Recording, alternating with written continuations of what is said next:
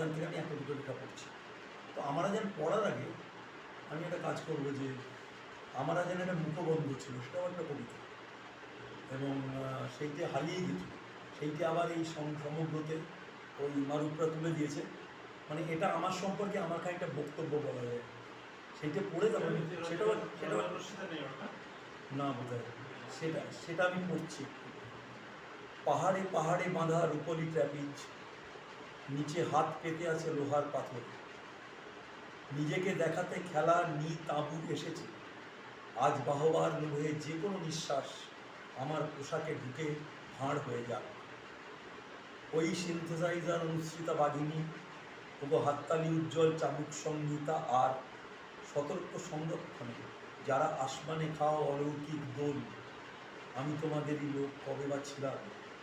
অথচ জরুরি খুব মধ্যান্তরে তপ্ত পানীয়, অদ্ভুত রং নাক টুপি আজ শূন্য থাকে না, তবু তাঁবুর বিপ্লবে আমি কবে বা ছিলাম।